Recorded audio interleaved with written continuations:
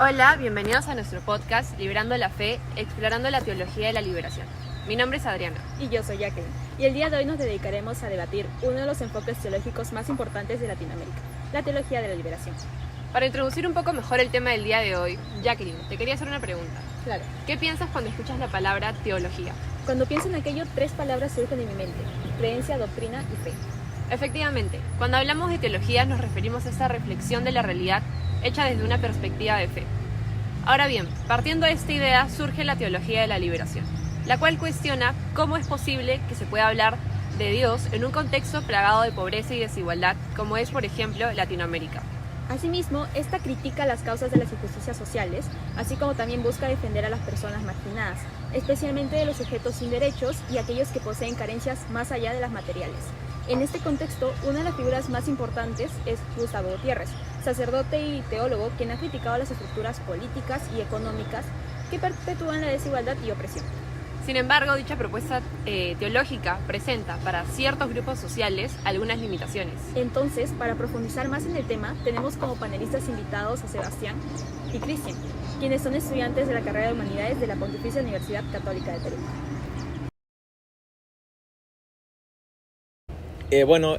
Jackie, Adriana, muchas gracias por la invitación antes que nada. Como mencionaron en un principio, la teología de la liberación es más que nada la que busca liberar a la gente oprimida, ¿no? Y también promover la justicia social. Sin embargo, yo considero que al evaluar la situación de las mujeres, esta resulta más que nada insuficiente, ya que dicha teología tiende a ser muy general. Con esto me refiero a que no toma en cuenta las diferencias, las cuales son fundamentales, ya que sería incorrecto ignorar la existencia de un patriarcado en nuestra sociedad actual, por ejemplo. Asimismo, las críticas de la teóloga feminista mexicana María Pilar Aquino con respecto a la teología de la liberación, más que nada se enfocan en su falta de consideración de las múltiples formas de opresión que se entrecruzan entre sí. Con esto me refiero al enfoque que la teología de la liberación tiene en las experiencias de los hombres y su tendencia patriarcal. Asimismo, a su análisis, que es insuficiente con respecto a la violencia de género. Y también, finalmente, a la falta de inclusión y, más que nada, la falta de inclusión de las diversas experiencias de las personas oprimidas, en este caso de las mujeres, que esa teología presenta, ¿no? ¿Quieres decir que la TL, es decir, la teología de la liberación, se centra en un principio en las cuestiones económicas, cuestiones de justicia sociales, relegando a un segundo plano a la problemática de género, lo que al mismo tiempo produce la invisibilización de las experiencias y las luchas específicas de las mujeres? Claro, como tú mismo comentas, Adriana, dentro de la teología de la liberación es necesario incorporar voces y experiencias de las mujeres, ya que al día de hoy no se ha desarrollado un instrumento analítico, coherente, capaz de abordar la problemática de la propia mujer. Sí, exacto. Yo considero que con respecto a lo que propone María Pilar Aquino, es interesante, ya que María Pilar Aquino, con respecto a la teología de la liberación, no solo la critica y critica sus estructuras patriarcales, sino que también ella intenta construir una visión positiva de las mujeres y su papel en la sociedad y en la iglesia, ¿no? Asimismo, María Pilar Aquino aboga también por la espiritualidad liberadora, la cual en sí busca reconocer y valorar plenamente la dignidad y los dones de las mujeres, como ya lo mencioné, en la sociedad y en la iglesia también. Claro, tal aspecto que describe me parece esencial en su propuesta, ¿no? Lo necesario que es redefinir las relaciones de poder dentro de la iglesia y al mismo tiempo interceder con el fin de que la mujer tenga un papel más activo en la toma de decisiones y también en la interpretación de la propia teología.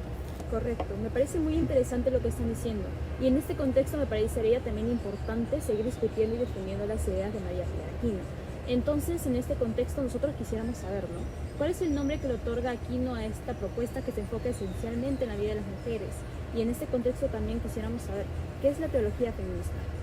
Por tal motivo, me parece oportuno comentar acerca de la teología feminista, la misma que va más allá del androcentrismo teológico. Además, sabemos que la teología feminista es un campo de estudio de la teología que analiza de manera crítica las doctrinas y tradiciones religiosas desde una perspectiva de género, con el propósito de fomentar la equidad de género y la justicia para las mujeres. Aquino resalta que la teología feminista es un proyecto académico, ético y político, cuyo objetivo es modificar las estructuras patriarcales y las prácticas opresivas arraigadas en las tradiciones religiosas. Tomando esto en cuenta, desde su perspectiva, ¿cuáles consideran son los principales aportes hermenéuticos de la teología feminista? Para una mayor comprensión, ¿podrían explicar qué aportes específicos hace Aquino en relación a esta teología de la liberación feminista? Por supuesto, Adriana. Según María Pilar Aquino, esta teóloga feminista mexicana, la teología de la liberación feminista aporta una hermenéutica crítica y contextualizada. Con eso se refiere a que dicha hermenéutica destaca la importancia de analizar los textos sagrados, considerando los contextos históricos, social y culturales en los que fueron escritos, pero también considerando los contextos de opresión y desigualdad actuales. Esto es muy interesante, pues la hermenéutica crítica nos permite cuestionar interpretaciones tradicionales y prejuicios arraigados en los textos religiosos, especialmente aquellos que han perpetuado la opresión de las mujeres y otras personas marginadas. Exactamente, Cristian. Aquino también destaca la importancia de la hermenéutica feminista en la teología de la liberación. Esto más que nada implica leer los textos desde una perspectiva de género y poner en relieve estas experiencias de las mujeres oprimidas y las luchas de estas mismas en la interpretación de los textos sagrados. Asimismo, es fundamental más que nada incorporar la hermenéutica también para desafiar las estructuras patriarcales y también poder ampliar nuestra comprensión de la espiritualidad y de la liberación. Finalmente, considero que esta hermenéutica feminista nos permite más que nada recuperar las voces de las mujeres que han sido perdidas en la historia y también nos da la posibilidad de poder encontrar una nueva forma de fe y una nueva forma de justicia. Me parece excepcional cómo Aquino nos invita a reinterpretar estos textos o escritos religiosos con una visión más igualitaria y empoderada. Al mismo tiempo, considero muy saludable cómo se propone este diálogo interdisciplinario. Es decir, un diálogo con distintas y diversas disciplinas, tales como la psicología, sociología, para poder comprender cómo la realidad es tan compleja y multidimensional. Por ejemplo, una reflexión sobre el rol de la mujer actual dentro de la Iglesia podría respaldarse muy bien con el diálogo de la sociología, para así entender las dinámicas de poder y de exclusión presentes en la institución mencionada. Concuerdo con todo lo que menciona. Asimismo, considero que a lo largo de sus escritos, Aquino nos incentiva a reforzar la intersección entre la teología de la liberación y la teología feminista. En ese sentido, la autora aboga por una teología que integre la liberación socioeconómica y política con la lucha por la igualdad y la justicia de género. De esta forma, la liberación que propone aborda las opresiones interconectadas que enfrentan las mujeres y otras personas marginadas. Entonces, para abordar adecuadamente esta relación entre la teología de la liberación y la teología feminista, es importante reconocer y superar cualquier forma de opresión y discriminación. Esto implica que la teología de la liberación debe ser sensible a las preocupaciones y experiencias de las mujeres y reconocer el papel que ellas juegan por la lucha de la liberación.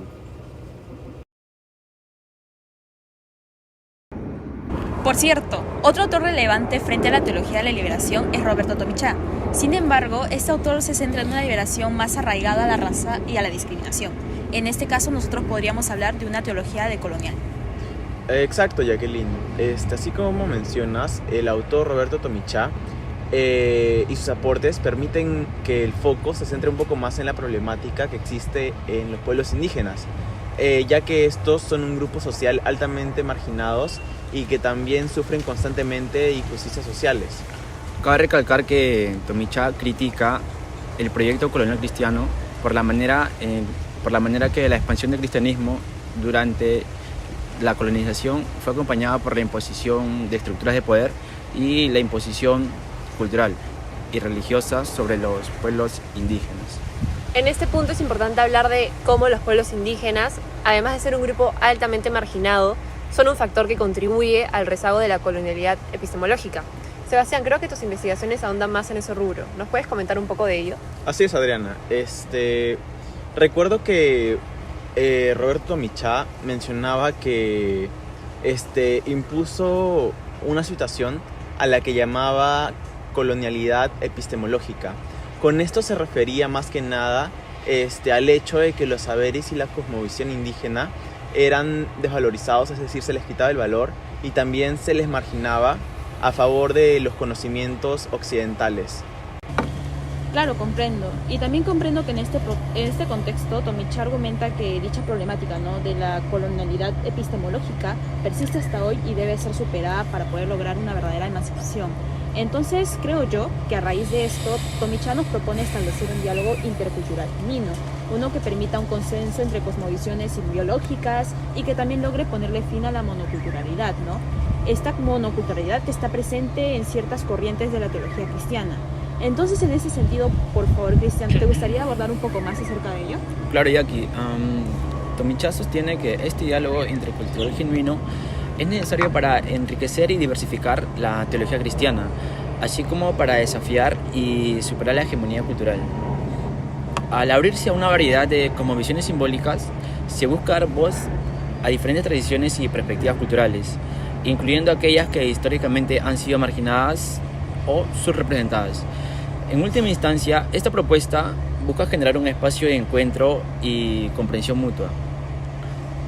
Se busca romper con la visión monolítica y cerrar la teología, abriendo camino a la pluralidad y la interconexión de diferentes espacios culturales y simbólicos.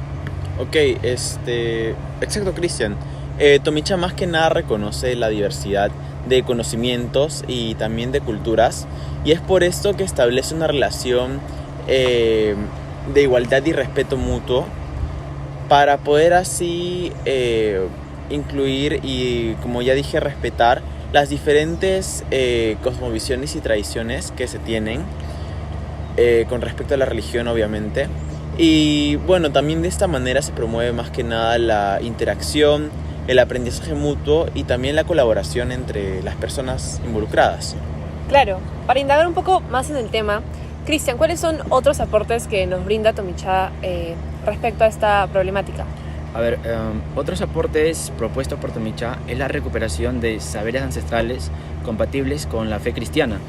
Reconoce que los pueblos indígenas poseen una riqueza de conocimientos y espiritualidades arraigadas con la relación de la naturaleza y su visión holística del mundo, planteando que estos saberes pueden enriquecer y complementar la teología cristiana, ofreciendo una perspectiva más inclusiva y ecológica y esperanzadora. Ok, bueno, más que nada también la propuesta de Tomichat con respecto a recuperar los saberes ancestrales que tengan compatibilidad con la religión, se refiere a un enfoque o los enfoques que abordan la integración de los conocimientos y prácticas ancestrales en el contexto de la fe cristiana. Es en este contexto que se resalta la importancia de la memoria histórica y también de la diversidad cultural para de esta manera poder construir una sociedad que sea mucho más justa, igualitaria y esperanzadora en Latinoamérica. Así, es importante recordar que esta propuesta debe ser llevada a cabo con un profundo respeto, ¿verdad? Claro, con un profundo respeto, como tú mencionas, Adriana, ya que este respeto debe ser más que nada hacia las comunidades y sus tradiciones para poder evitar caer en lo que es la apropiación cultural o también el sincretismo religioso. Así, para concluir esta idea nada más, es importante decir que la recuperación de los valores ancestrales, los saberes ancestrales compatibles con la fe cristiana debe ser llevada a cabo con un genuino diálogo y también aprendizaje mutuo entre las personas involucradas. Asimismo, porque esto genera el enriquecimiento y también nos permite vivir más que nada en una sociedad más justa, más igualitaria y que promueve la esperanza.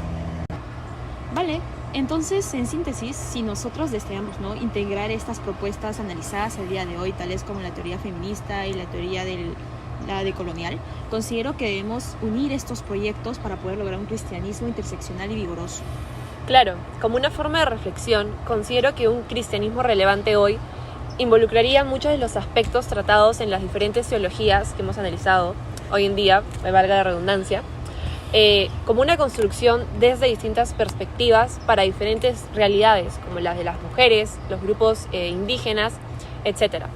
Y definitivamente la interseccionalidad, que es definida como este cruce donde se interceptan muchos factores que pueden elevar o disminuir la discriminación, permitiría construir un cristianismo el cual se enfoque en la agencia del sujeto y también visibilice a cada grupo en particular. Por supuesto. En otras palabras, abordar la teología de la liberación desde una perspectiva interseccional nos permite desarrollar un cristianismo relevante y vigoroso, ayudando a comprender la complejidad de la opresión, luchar por la justicia social y construir comunidades inclusivas y transformadoras.